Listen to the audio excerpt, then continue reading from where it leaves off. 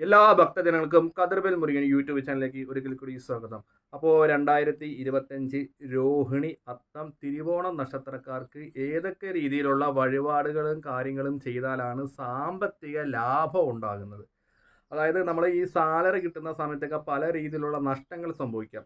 ഈ സാലറി കിട്ടുന്ന സമയത്തായിരിക്കും കൂടുതൽ നമുക്ക് നഷ്ടങ്ങൾ വരുന്നത്. അതായത് ഒന്നെങ്കിൽ നമ്മുടെ വണ്ടി കംപ്ലൈൻ്റ് ആകാം, നമ്മൾ മുമ്പ് കടമുണ്ടായിരുന്ന ആൾക്കാരൊക്കെ പൈസ വന്ന് ചോദിക്കും, പലചരക്ക് പറ്റി, അതേപോലെ തന്നെ പല രീതിയിലുള്ള പ്രശ്നങ്ങൾ. അപ്പോൾ ഇതൊക്കെ കൊടുത്തു വരുമ്പോൾ നമ്മുടെ നാളത്തേക്ക് നമുക്കത് എന്താ പറയുക മാറ്റിയെടുക്കാൻ പറ്റുന്നില്ല. അതായത് നാളത്തേക്ക് നമുക്ക് സമ്പാദിക്കാൻ പറ്റുന്നില്ല. അപ്പോൾ ഈ സാമ്പത്തികം 2025 ഈ പറയുന്ന നക്ഷത്രങ്ങൾ, അതായത് രോഹിണി അത്തം തിരുവോണം, അതായത് രോഹിണി അത്തം തിരുവോണം നക്ഷത്രക്കാർക്ക് 2025 ഈ വഴിപാടുകളും കാര്യങ്ങളും ചെയ്ത മറ്റുള്ളവരുടെ അടുത്ത് പോയി നമ്മൾ എന്താ പറയുക കൈനീട്ടി കടം മേടിക്കേണ്ട ആവശ്യങ്ങളില്ല. നമുക്ക് സ്ഥിരമായിട്ട് ജോലിക്ക് പോകുന്നുണ്ടെങ്കിൽ നമുക്ക് ജോലിയിൽ മുന്നോട്ട് പോയി സാമ്പത്തിക നഷ്ടമില്ലാതെ സാമ്പത്തിക ലാഭമായിട്ട് നമുക്ക് മുന്നോട്ട് പോകാൻ പറ്റും.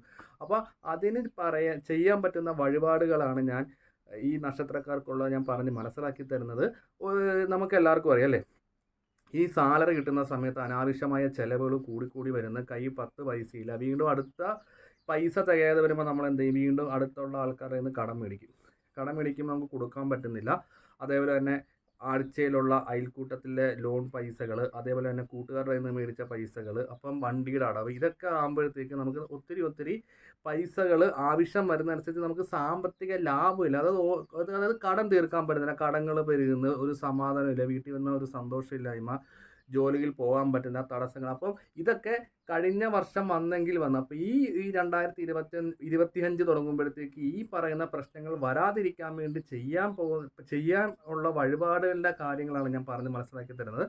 ആദ്യം തന്നെ രോഹിണി അത്തം തിരുവോണം നക്ഷത്രക്കാർ ചെയ്യേണ്ടത്, നമുക്ക് എല്ലാവർക്കും അറിയാം, നമ്മുടെ വീടിൻ്റെ അടുത്ത് ഏതെങ്കിലുമൊക്കെ ഒരു ക്ഷേത്രം കാണും.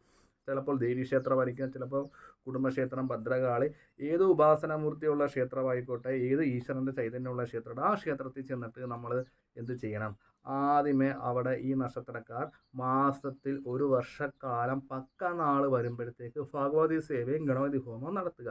ഗണപതി ഹോമം ഉദ്ദേശിക്കുന്നത് തടസ്സങ്ങളും കാര്യങ്ങളും മാറാൻ വേണ്ടി, ഭഗവതി സേവ ഉദ്ദേശിക്കുന്നത് ജാതകത്തിലെ ദോഷങ്ങളും, ശത്രുദോഷം, ദൃഷ്ടിദോഷം, പ്രാക്കുദോഷം, ആഭിചാരദോഷങ്ങൾ, സമയദോഷങ്ങളൊക്കെ മാറി നമ്മുടെ കുടുംബത്തിൽ ശാന്തിയും സമാധാനവും സന്തോഷവും, അതായത് എല്ലാ തരത്തിലുള്ള പ്രശ്നങ്ങൾക്കും പരിഹാരമായിട്ടാണ് നമ്മൾ ഭഗവതി സേവ നടത്തുന്നത്.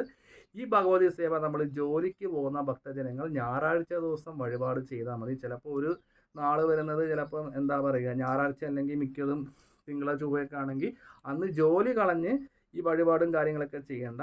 നമ്മുടെ സമയം അനുസരിച്ച് മാസത്തിൽ ഒരു തവണ ചെയ്യുക. പക്ഷേ പ്രധാനമായിട്ടുള്ള കാര്യം ഭഗവതി സേവയെ കുടുംബമായിട്ട് പങ്കെടുത്ത് തിരുമേനി ഈ ഭഗവതി സേവ ചെയ്യുന്ന സമയത്ത് നമ്മുടെ പ്രശ്നങ്ങൾ ദേവിയോട് പ്രാർത്ഥിച്ച് പ്രസാദം മേടിച്ച് നമ്മുടെ വീട്ടിൽ കൊണ്ടുവെക്കണം. എങ്കിൽ മാത്രമേ ഈ ഭഗവതി സേവ ചെയ്തതിൻ്റെ ഫലം ഉണ്ടാകത്തുള്ളൂ. അല്ലാതെ ഭഗവതി സേവ ഒരു വർഷത്തേക്ക് അമ്പലത്തിൽ ബുക്ക് ചെയ്തിട്ട് തിരുമേനി അത് ചെയ്തോളൂ എന്ന് പറഞ്ഞാൽ അത് നടക്കുന്ന കാര്യമില്ല. നമ്മളത് ചെയ്യുന്ന സമയത്ത് നമ്മുടെ പ്രാർത്ഥനയും കൂടെ ഉണ്ടാകണം. ഇല്ലെങ്കിൽ പുള്ളി ചിലപ്പോൾ ആർക്കാണ്ട് വേണ്ടി ചിലപ്പോൾ ചെയ്തിട്ട് പോകും, ചിലപ്പോൾ ചെയ്യത്തുമില്ല. കാരണം ദക്ഷിണയില്ലാതെ അവൻ ചെയ്യത്തില്ല. അവൻ ഒന്നുകിൽ കൂട്ടമായിട്ട് ചെയ്യും. അതായത് ഒരു ഉദാഹരണം പറയുകയാണെങ്കിൽ വേറൊരു പുള്ളിക്കാരൻ്റെ ഭഗവതി സേവ ഉണ്ട്. അപ്പം ഈ കൂട്ടത്തിൽ ആ ഭഗവതി സേവ കൂടെ സമർപ്പിക്കും. പിന്നെ ചില ക്ഷേത്രത്തിൽ അവിടെ നിൽക്കുന്ന ശാന്തിമാർ തിരക്ക് കുറഞ്ഞ ക്ഷേത്രമാണെങ്കിൽ നമ്മുടെ കാര്യങ്ങളൊക്കെ ചോദിച്ച് നല്ല രീതിയിൽ തന്നെ അർച്ചനകളും കാര്യങ്ങളൊക്കെ ചെയ്യുന്ന ക്ഷേത്രങ്ങളും ഉണ്ട് കേട്ടോ.